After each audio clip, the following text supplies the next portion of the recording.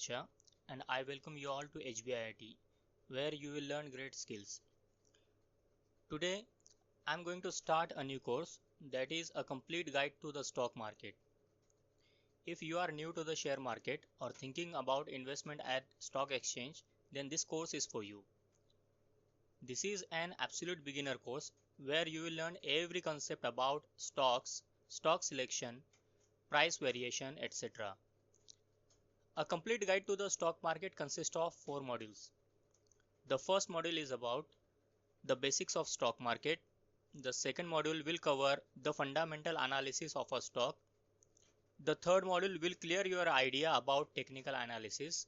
And in the fourth module, you will learn how to create a strategy and deploy it in the live stock market. After completion of the course, you will be able to understand the different terminologies used in the stock market.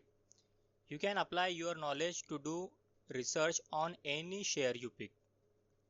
You will be able to make trading strategies, and finally, you will be able to make money without any risk.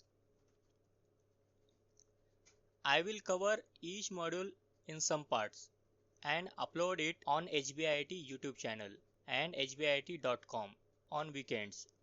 This course is free without a certificate. If you want to earn a certificate, then register to the course on website. After successful completion of the quiz, you will earn a certificate. The link for the course is available in the description below. Now let's begin with our first module, Basics of Stock Market. Everyone wants to make money and live prosperous life. It is challenging to make abundance of money in life. If someone is rich, then there are only two possibilities. One is he has got the money from his forefathers, and the second is he made the fortune with his hard work. If he doesn't utilize the hard earned money wisely, then there is a strong possibility that the money will go away someday. There are two ways to utilize money more safely. One is saving and other is investing. In this section we will learn about saving and investing. We Indians are perfect at saving. Common people save money for their future needs such as medical emergencies, education, car, home, travel and marriage, etc. There is a famous saying, saving is earning. There are so many ways to save money. One is conventional way, that is to save it in saving accounts at banks or in homes. The second is fixed deposit. The third is national pension scheme and so on. But when you save the money, it remains static. And if you get a return in some schemes, then it is very nominal, around 6 to 9% per annum. On the other hand, if you invest money in any scheme, then there is a bigger chance of getting return on your static money. There are so many methods of investment, such as real estate, mutual funds, bonds, commodities like gold, silver, grain, etc., index funds, and stocks or shares. Here in the list, the real estate, bonds, and index funds are the safest options, and you will get a good return when you invest in it. But this will not create a wealth. If you are thinking about wealth creation, then investing in the stock market is the good option, and you should choose it.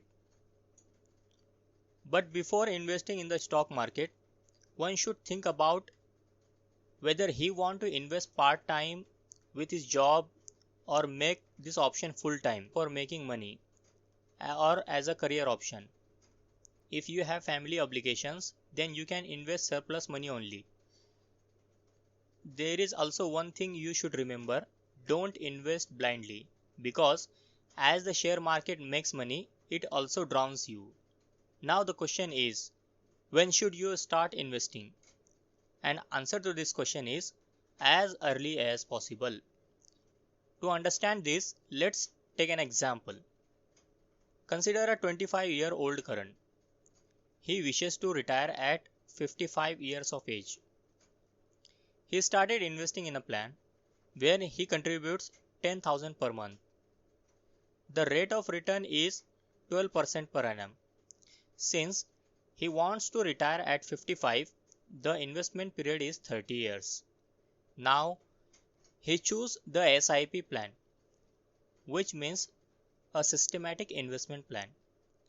After 30 years, he will get the total amount according to this formula. That is, the total value is equal to P into 1 plus I bracket raised to n minus 1 divided by I into 1 plus I, where the total value is the amount after certain period. I is monthly rate of return and it is calculated by annual rate of return divided by 100 divided by 12, and n is the total period in terms of months, which can be calculated by multiplying the number of years to 12, that is the total number of months in 1 year. Now after the calculation, the current total amount will be 3 crore 16 lakh 99,138 rupees. Now let's look at his colleague, 35 years old Arjun. He has only just started his investment journey, and like Karan, he also wishes to retire at 55. However, his investment period has dropped down to 20 years. To compensate for the shorter duration, Arjun invests 20,000 each month instead of 10,000 like Karan. He will get the total amount by the same formula. And after 20 years, he will make 1 crore 51 lakh 82,958 rupees. If you compare both of them, as a result, you will observe that even if the Arjun has invested 25% more money, but he received 50% less than Karan. By considering the above example, it is advisable to start investing as early as possible so that your investment can grow over a longer period. Now, in the next section, let us understand what is the meaning of financial market. In day-to-day life, if we want to buy anything, we go to the local market or a mall. In the market, there are two categories of people present. One is a buyer and other is a seller. Sometimes we prefer to buy online also. There we find more categories such as buyers, sellers, delivery person and service provider. Similar to this, there is a financial market where we find buyers and sellers everywhere. Financial market can be a physical or a virtual market, and that are dedicated to buy and sell of any kind of financial instruments. The financial instrument can be bonds, stocks, currency or commodities. The financial market is also known as the capital market or simply a market. You can observe the structure of the capital or financial market here. In this capital structure, the share market belongs to the industrial securities market, where the newly issued shares and old shares are being sold. The new issue market, which is also known as primary market, where a company releases its share in the public domain through IPO, also known as initial public offerings, and FPO, also known as follow-on public offers. In FPO, the employees or old shareholders sell their shares. At the primary market, the transaction of the shares between the company and the investors takes place. The old issue market, also known as secondary market, where the transaction between investors happen. That is, one investor can directly buy from another investor. Here, for buying and selling of the share, the role of the company is negligible. I hope you have understood what is primary market and what is secondary market. Now, let's move on to our next topic, that is role of the financial market. It is very important to understand the role of the financial market as far as a company and investor is concerned. To understand the share market, we should first understand what happens there. Why the share market is at its place.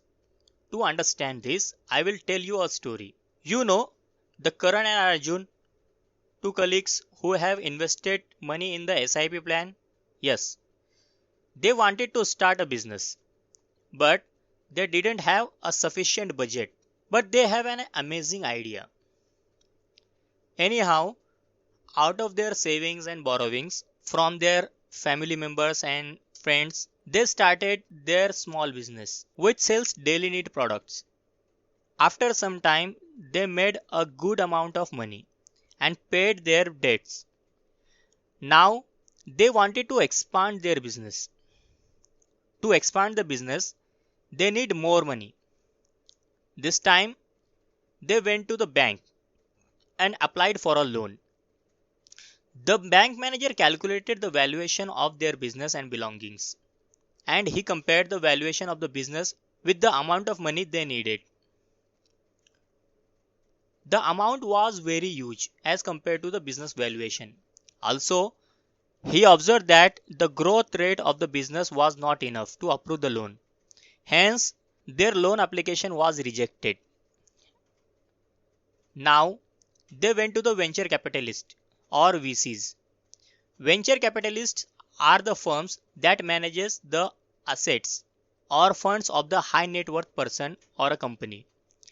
They invest their money in the startups or small businesses where they find good growth opportunities. But for the investment, they need a success record and sufficient years of establishment of a startup. Now, in this case, Karan and Arjun's business also lacks there because they were very new to the market. So, many venture capitalists also rejected their proposals. In the last, they decided to approach an angel investor. Now, the question is, who are these angel investors? And the answer is, angel investors are the individuals who want to invest their money in newly formed business or startups. They judge the startups by their idea of the business and long-term profitability, but they invest money which is less than the venture capitalist. They also don't need any kind of securities from the business. Initially, many angel investors rejected their proposals, but finally they found one. He agreed upon one condition. He wanted some amount of share in the company. Karan and Arjun agreed upon the terms of the angel investors. Now, the expansion of the business was started. They all were very happy because their business was growing according to their plan. After some years of establishment of the business and also the success record, they again thought of expansion of the business. This time they didn't approach a bank because bank give loans on interest, and if you take loan then you have to worry about paying the bill every time. Now this time they went to the venture capitalist directly. This time they had an excellent growth record and experience. Therefore, the VCs agreed upon investment. They also invested in the business and become the partner of the company. And now the expansion of the business happens exponentially.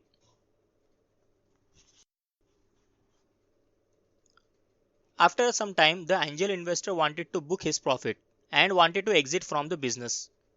Also, the Karan and Arjun think that the business needed money for working continuously and successfully. Also, they want to expand the business again. Now, this time they decided to list their company on a stock exchange because if they pay the amount of money to the angel investor in exchange of shares, then it would harm the business because the amount was very huge.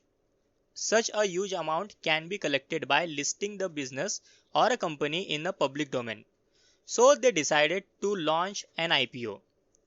The IPOs are listed on a stock market or also known as stock exchange. Now let's understand what is stock market or a stock exchange is. By most estimates, approximately 630,000 companies are now traded publicly throughout the world on different stock markets globally. Initially, US and Europe were only the market leaders. Because of that, growth was become stagnant. The growth of global stock market outside the United States and Europe is a key reason that the number of public firms continues to grow. The US still has the largest exchange in the world, but many of the largest exchanges now reside in Asia, which continues to grow in influence of the world stage. Indian stock exchange are among the largest stock exchanges in Asia as well as in the world. BSE and NSE rank 9th and 10th in the world respectively, with an aggregate market capitalization of $6 trillion.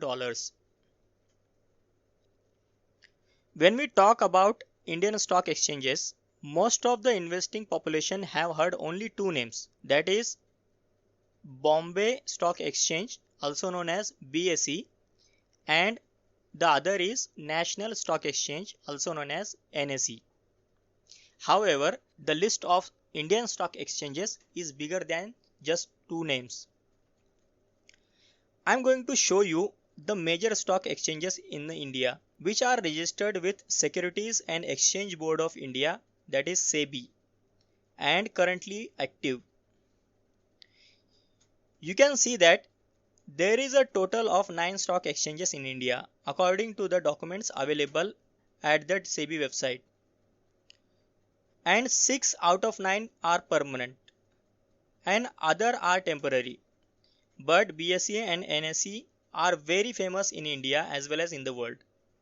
Now the question is, which stock exchange should investor or trader transact in India? And the answer is, it totally depends on the companies where one is looking at invest in.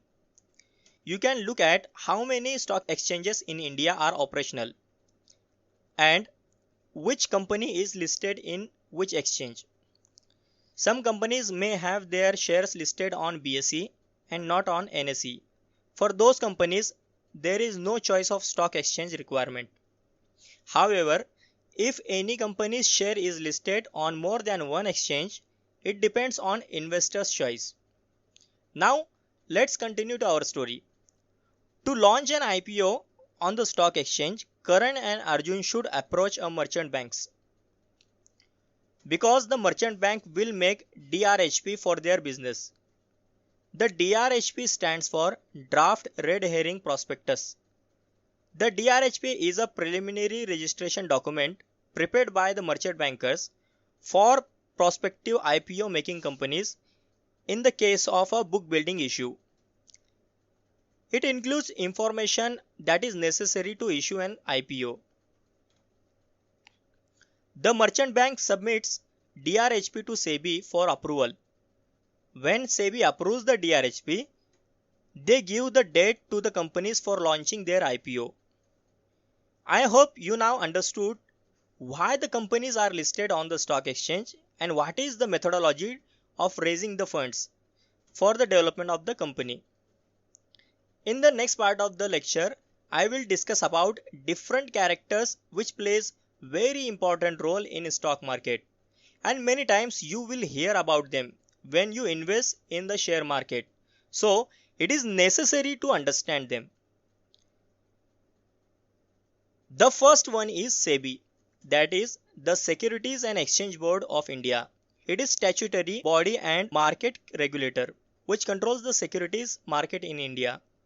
The basic function of SEBI are to protect the interest of investors in securities and to promote and regulate the security market. SEBI is run by its board of members. The board consists of a chairman and several other whole-time and part-time members. The chairman is nominated by Union government. The other include 2 members from Finance Ministry, 1 from Reserve Bank of India, and 5 other members are nominated by the center. It was established on 12 April 1992 in accordance with the provision of the Securities and Exchange Board of India Act 1992. The headquarters of the SEBI is situated in Mumbai and the regional offices are located in Ahmedabad, Kolkata, Chennai, and Delhi. There are three major powers that SEBI has as a regulatory body, which are as follows. First is quasi-judicial.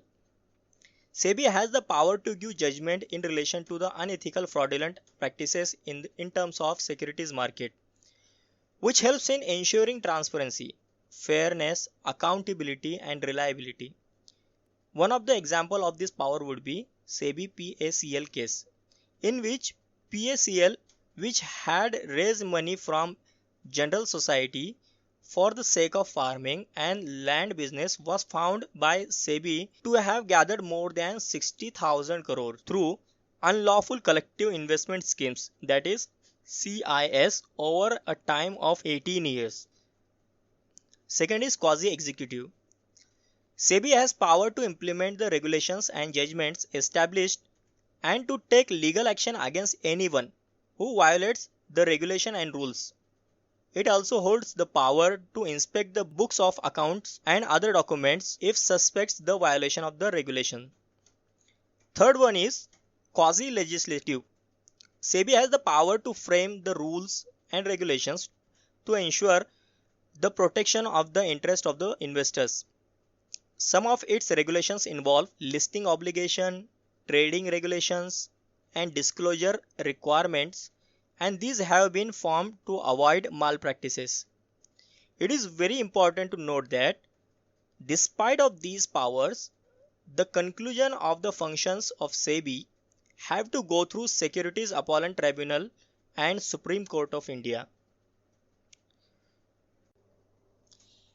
The second key player in the stock market is stock exchange. Stock exchange provides an organized market for individual as well as institutional investor. A stock exchange is a place where securities, shares, bonds, and other financial instruments are listed and bought and sold by traders or brokers. To be able to trade on the stock exchange, securities must be listed on it. Stock exchange helps company to raise funds. Therefore, the companies needs to list themselves in the stock exchange. Shares listed on the exchange are known as equity, and these shareholders are known as equity shareholders. Indian Stock Exchange is one of the oldest market in Asia and is a yardstick to measure the health and progress of the economy of the country. Throughout the period, the market has transitioned into electronic market and securities are dealt with dematerialization form. There are two major stock exchanges in India. The National Stock Exchange of India, that is also known as NSE, or Bombay Stock Exchange, also known as BSE.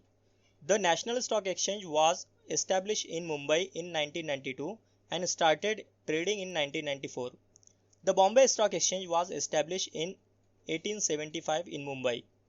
There are two major indices in India which measures the health of stock market, or in a broader way, the health of Indian economy. One is Sensex, which is related to BSE, and another is Nifty, which is related to NSE. There are 8,912 companies are listed on BSE, out of which 4,095 are active. On the other hand, 1942 companies are listed on NSE, of which 1,675 companies are active. In this section, I will explain the essential functions of stock exchange. The first is providing liquidity and marketability to existing securities. A stock exchange provides a ready and continuous market for buying and selling the securities. It provides a platform where shares can be sold and bought by buyers and sellers. Second is pricing of securities.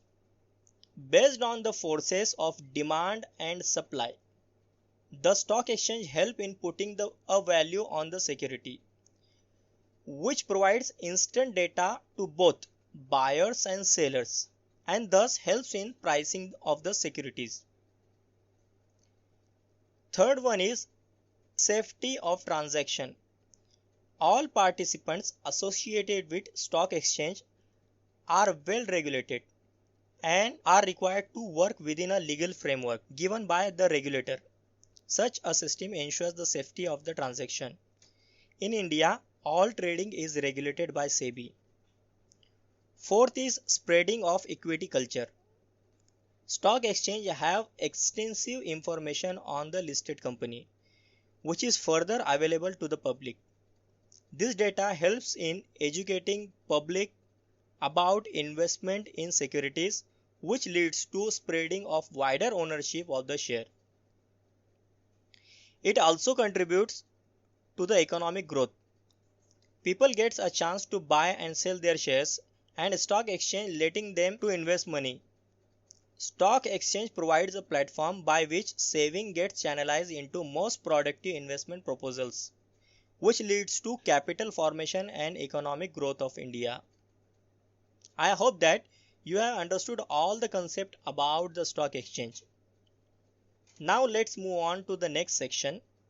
In this section, we will discuss next market player who hold different kinds of accounts and which a shareholder must possess. An investor must have three types of account in order to buy and sell shares in the share market: a bank account, a trading account, and a demat account. The bank account must be opened at nationalized bank with internet banking facilities. The trading account are opened with any broker, and demat account is opened with depository with the mediation of depository participant. The bank accounts are required for money transaction from bank to trading account and vice versa. It is also advisable to have an active UPI account connected with your banks because UPI is required when you bid for an IPO. The trading account is required for buying and selling of shares with the mediation of the broker. And finally, the demat account is necessary for keeping share certificate in electronic format safely. Now, in this section, I have three market players who plays very important role in your trading journey. Now let's discuss them one by one. By answering to the first question, who are these stockbrokers? The role of a stockbroker is to facilitate the buying and selling of stocks at the stock market on behalf of investor. There are many prominent stockbrokers firms in India through which you can trade in stock exchange. Broadly, the stockbroker has two categories. One is a traditional stockbroker and other is discount stockbroker. Traditional or full-time stockbrokers provide a vast collection of products and services to its customer. These services involves securities trading, investment advice, retirement planning, management of investment portfolio, taxes on capital gain, etc. Full-time stockbrokers charge a hefty commission. However, given the range of their services, such costs might justify. Discount or online stockbrokers dominate the band of the brokers. Along with their inexpensive nature, they also offer convenience to laymen in terms of time and place utility. Market participants do not need to personally meet discount brokers and carry out their investment through the internet. There are some distinctive points which we can discuss. Traditional brokers charge a percentage of securities value traded as a commission. In India, such percentage varies from 0.25% to 0.75%, whereas discount brokers usually ask for flat fee against each transaction. Online brokerage is within a range of 10 to 20 rupees and for delivery it is free. Traditional brokers are ideal for investors who require personalized services and is committed market participant and has a large volume of investments. Discount broker is suited to the individuals who are not regular to the investment and are very new to the market or are unable to afford such high charges imposed by full-time brokers. Some of the traditional brokers' primary services include brokerage services, portfolio management, financial advisory, depository services, mutual fund services, and retirement planning. Discount brokers, some basic services include brokerage, mutual fund services, and passive portfolio management. These are some famous full service broker and discount brokers available in India.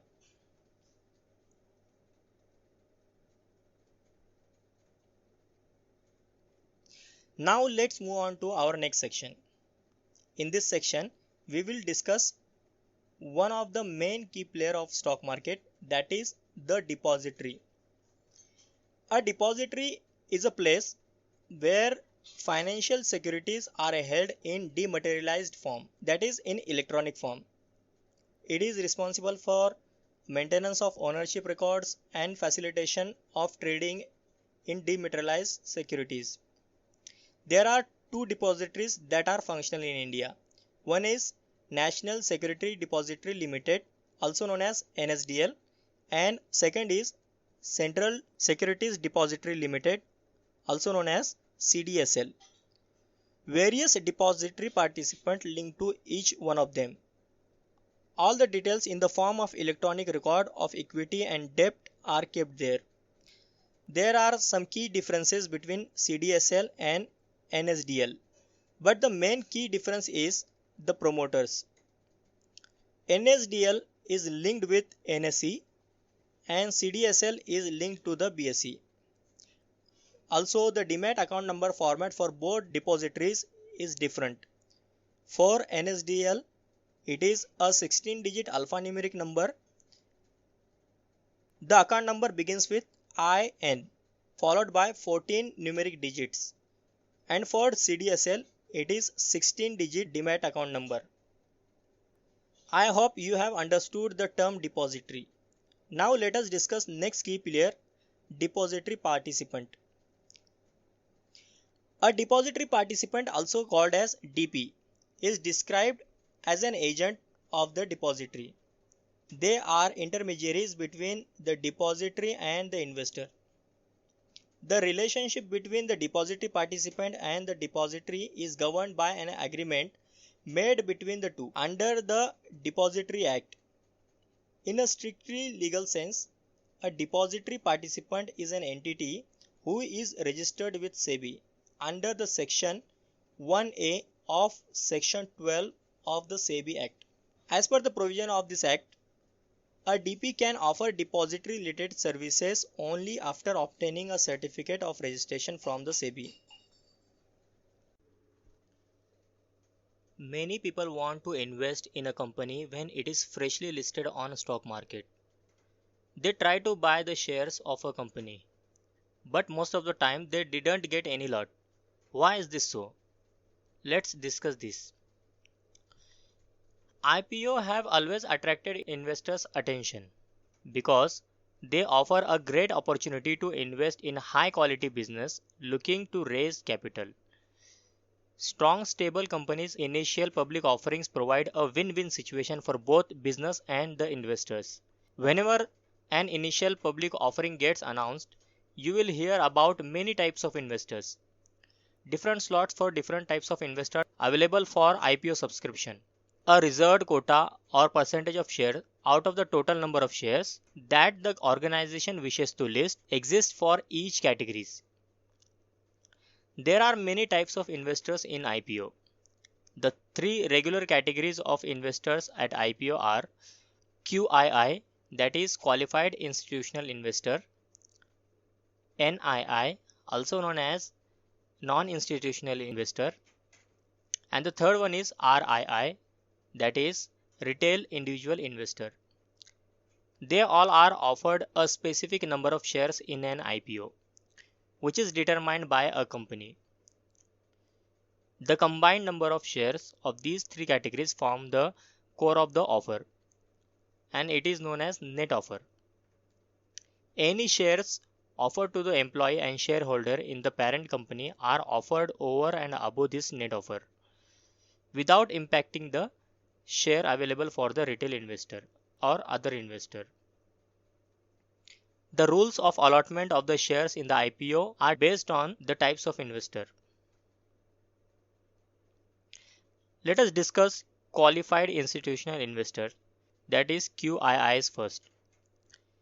The commercial banks, the public financial institutions, mutual fund houses, and foreign portfolio investors that are registered with SEBI fall in this category.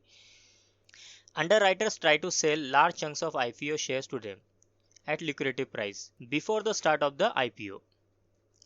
Selling shares to qualified institutional investors go a long way in helping underwriters to meet the targeted capital. SEBI mandates that institutional investors sign a lockup contract for at least 90 days to ensure minimal volatility during the IPO process. QII are especially important for a company for launching an IPO.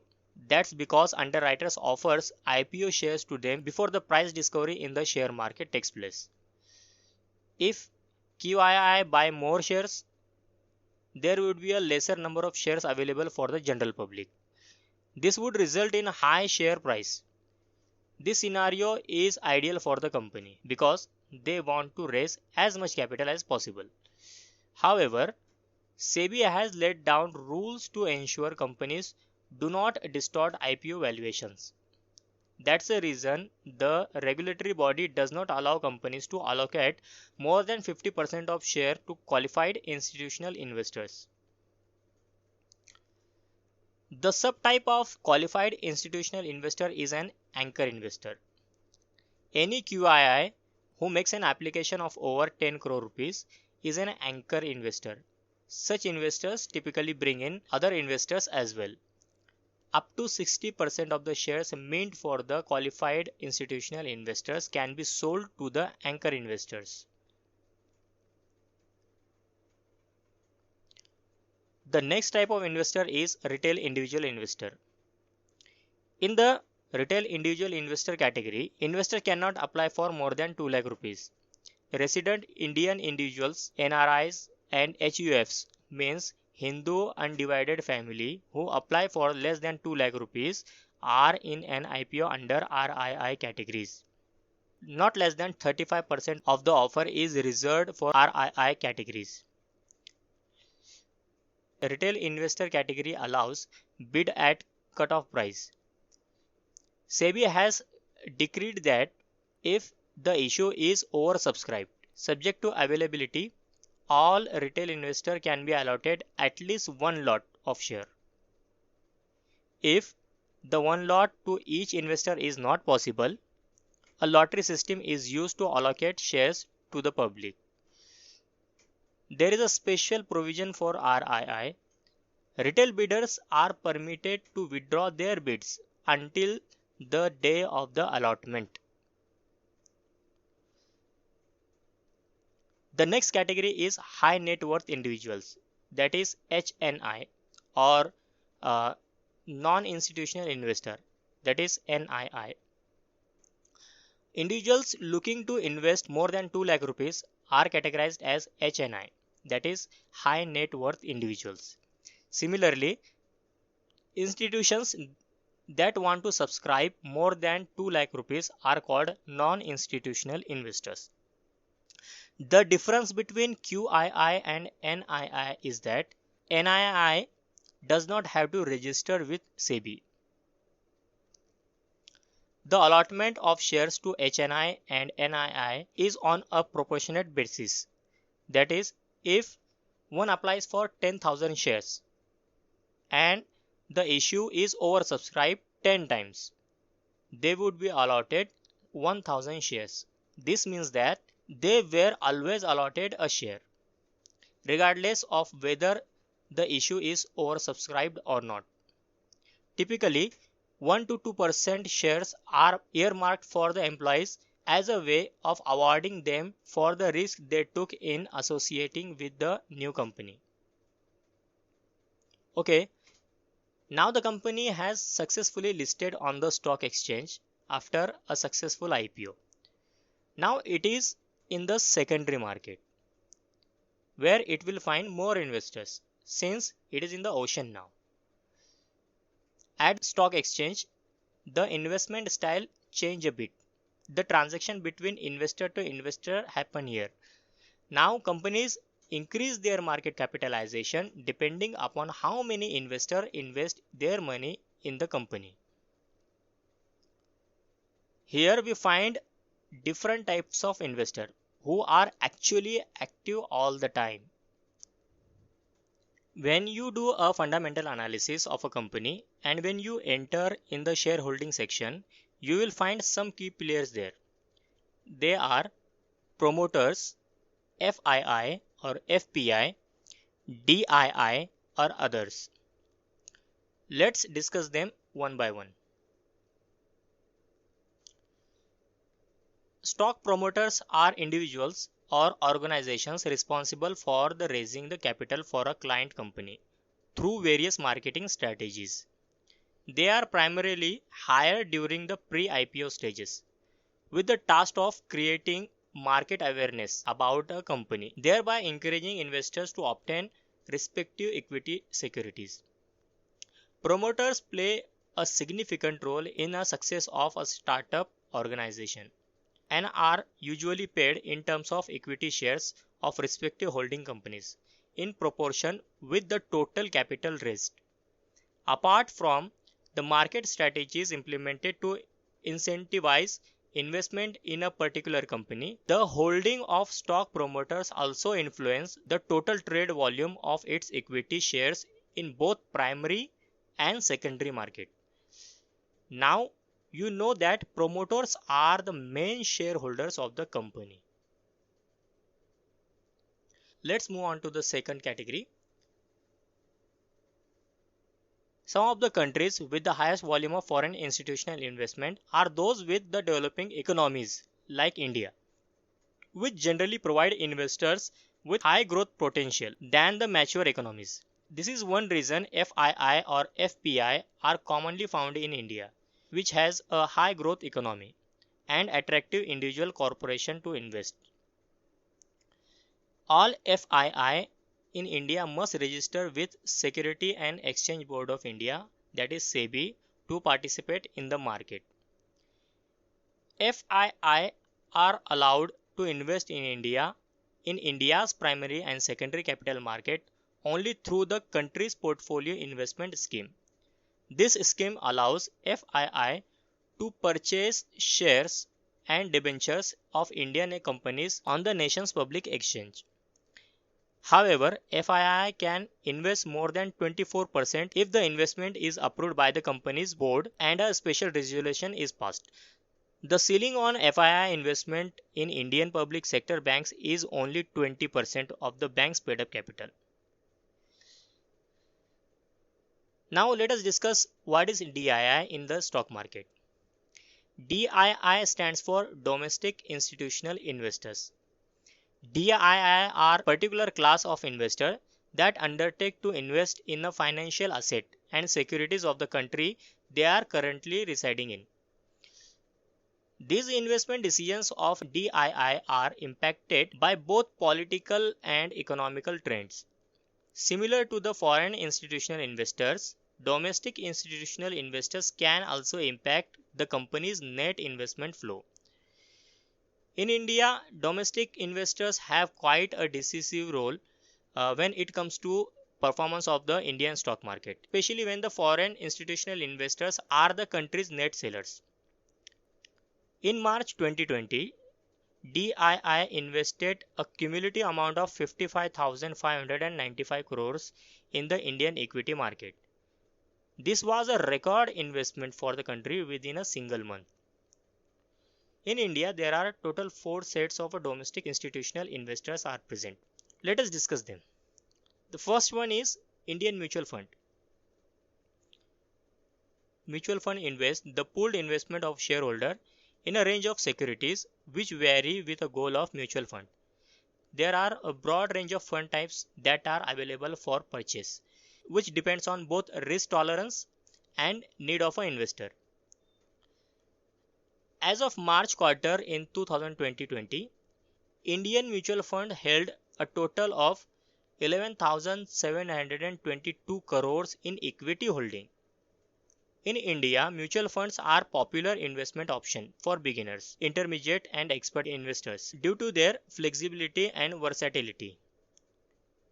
Investors can pick and choose their funds based on the risk tolerance and wealth creation goals, and accordingly, indirectly become domestic institutional investors by contributing to the Indian mutual fund investment. Another type of domestic institutional investor in India is insurance companies. Insurance companies offer their clientele a range of insurance options from life insurance, term insurance, health insurance, retirement options, and more. Depending upon the scope of what company offers, one can usually also secure loans and other type of financial instruments such as ULIPs from Indian insurance companies.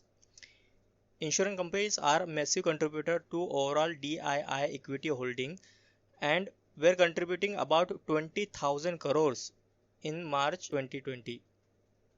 The third is local pension funds. The purpose of these pension funds or pension scheme is for individuals to lead hassle-free retirement by creating a retirement corpus through their pension plans.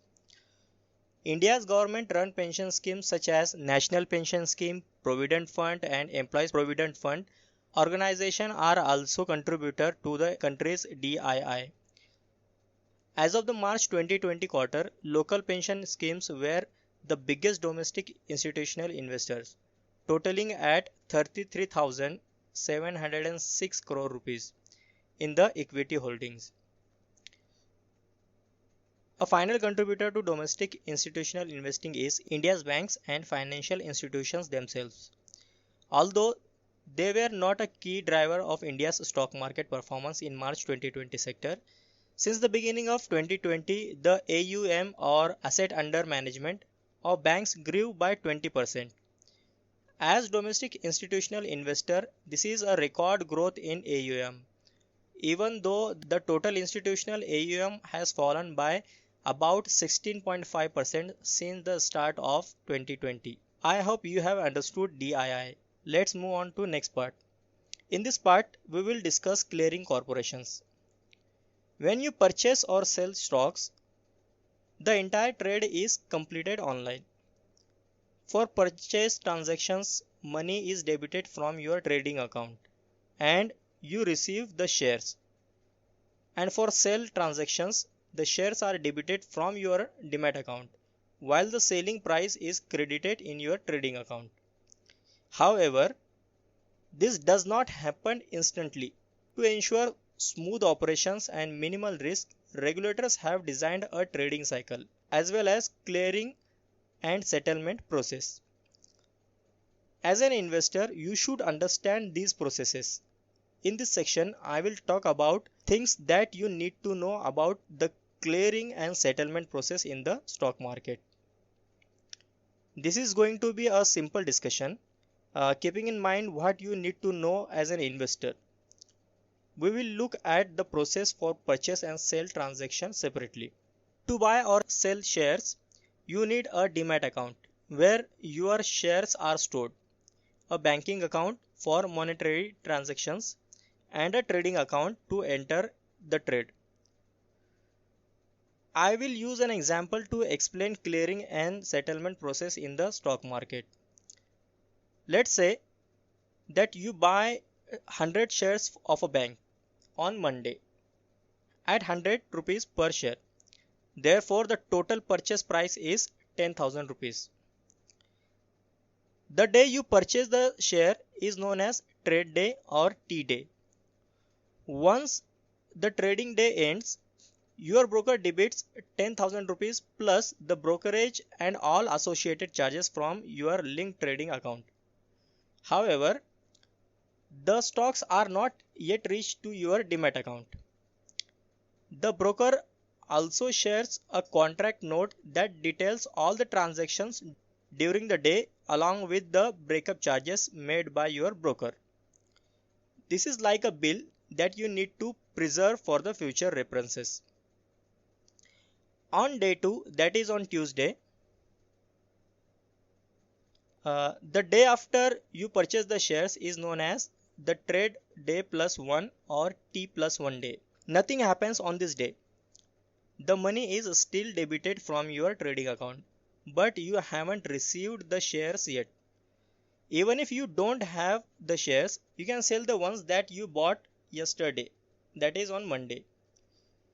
This is called BTST, or buy today, sell tomorrow trade. This is a high risk transaction and is usually not recommended to the investor who are new to the stock trading. Since this topic is about clearing and settlement process, I will skip the details of BTST. The stock exchange collects the purchase amount and charges from the broker on T plus 1 day. Let's discuss what happens on day 3, that is on Wednesday. The second day after you purchase the shares is known as trade day plus 2 or T plus 2 day.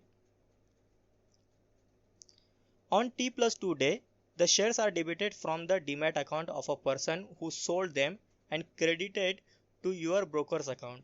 Your broker credits them to your demat account by the end of the day. On the same day, the money that was debited from your trading account is credited to the seller's bank account.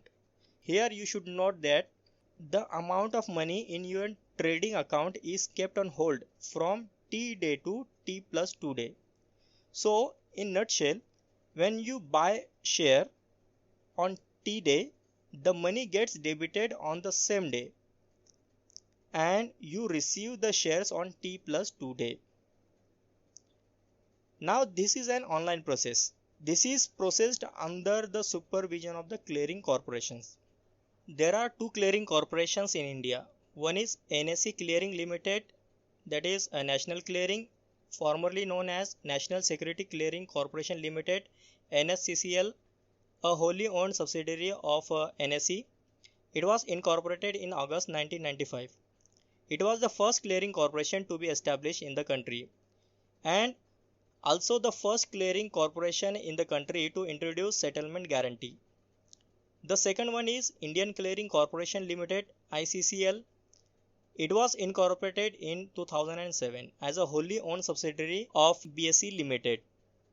ICCL carries out the function of clearing, settlement, collateral management and risk management for various segments of BSE. ICCL undertakes to act as a central counterparty to all the trade it provides clearing and settlement services for. The objectives of the clearing corporations are to bring and sustain confidence in clearing and settlement of securities, to promote and maintain short and consistent settlement cycle, to provide counterparty risk guarantee, and to operate a tight risk containment system. I hope that you have understood clearing and settlement process and the role of clearing corporations in trading. Now let's move on to the next section. In this section, I will explain you two main key players of the stock market, without whom the share market is nothing. There are the investors and the traders, that is you and me. The world of investing has its own share of successful traders and successful investors. For example, Jesse Livermore, Stanley Druckenmiller, John Paulson and George Soros. They were the extremely successful traders.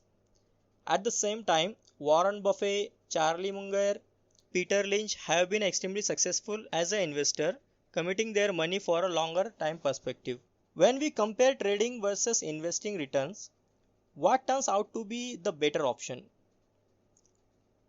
From the standpoint of someone participating in the stock market, which is better, trading or investing? Who makes more money, traders or investors? Let us look at trading versus investing to understand this. The goal of investing is to gradually build wealth over an extended period of time through the buying and holding of portfolio stocks, baskets of stocks, mutual funds, bonds and other investment instruments. Investment often are held for a period of years or even decades, taking the advantages of perks like interest, dividends and stock splits along the way. While markets inevitably fluctuate, investors will ride out the downtrends with the expectations that the price will rebound and any losses eventually will be recovered. Investors typically are more concerned with market fundamentals such as price to earning ratios and management forecasts. Trading involves more frequent transactions such as the buying and selling of the stocks, commodities, currencies, and other instruments. The goal is to generate returns that outperform buy and hold investing. While the investors may content with annual returns of 10% to 15%, trader might seek a 10% return each month. Trading profits are generated by buying at lower price and selling at a higher price within a relatively shorter period of the time. The reverse is also true. Trading profits can be made by selling at a higher price, buying to cover at lower price. This is known as short selling. Now let us compare investors and traders. The first difference between investors and traders is in the approach of both these methods employed to make money from the stock market. Traders use technical analysis to base their buy and sell decisions, whereas investors use fundamental analysis. Fundamental analysis focuses on the company's financial analysis of the industry in which the company fits in, and the general macroeconomic situations in the country. The analysis consists of studying financial health of the industry and the company and the future growth prospectus. Whereas the technical analysis uses charts and patterns instead of annual reports. Technical analysis use the market price of stock to predict future patterns and analyze historical data, but does not concern itself with analyzing the factors affecting the market price. It studies trends in the price, volumes, and moving averages over a period of time. A trader doesn't concern himself with what company does or what company's future growth prospects are. The difference between investment and trading can also be based on the time horizon. Let's understand this with an example. Suppose you have money and you buy a house in a good locality. Within 2 weeks, the price of your property increases and you sell it for a profit. This is called trading. However, if you purchase a property because you know that it has immense long-term appreciation potential, since a national highway will be built near it a few years down the line, and hence hold on it, then you are basically investing. Trading basically means holding stock for a shorter period and making profit by selling stock as soon as the price touches a high. The period of consideration for traders can range anywhere from a day, 2 weeks, or to few months. Many traders may buy stocks in morning and sell by the end of the day. Even the market fluctuations has very high importance and the influence on the decision of the trader's task. Investing, on the other hand, is done with a long-term perspective. A stock investor selects stock based on strong fundamentals and once convinced, hold on to them for a longer period of time, ranging from few years to decades or even more. Investors do not time the market or get bothered by short-term market volatility. Traders time the market. Missing the right time to enter or exit in the trade may lead to a loss. The investor and the traders are also divided into different categories based on the time horizon. Let's discuss them. First one is short-term investor. A short-term investor holds the share for more than 1 year. After 1 year, they try to book their profit. The time horizon after 1 year depends upon the investor's speculation. He can stay in the trade for more than 2 or 3 years, but less than a decade. On the other hand, long-term investors hold the trade for decades. They make money through dividends and interest from the companies. They think themselves as a partner of the company owner. They rely upon fundamental analysis. They avoid speculations. Intraday traders are the most active creature in the stock market. They buy and sell shares within a day. Brokers mostly make money from intraday traders. Intraday traders' most decisions are based upon speculation, daily news, and the insider trading. They also rely upon tips from experts and brokers, which most of the time responsible for their loss. A person may destroy his life because of this kind of attitude. If you heard any story about any person who lost his money or attempted suicide, then they are the intraday traders. I'm not demotivating you. Uh, there are many intraday traders who are successful also and become a millionaire overnight. The last category is swing traders. They fall under one of the most successful categories. Their decisions mostly depends upon technical analysis, market news and insider traders. They don't fall into the trap of expert opinion or broker suggestion.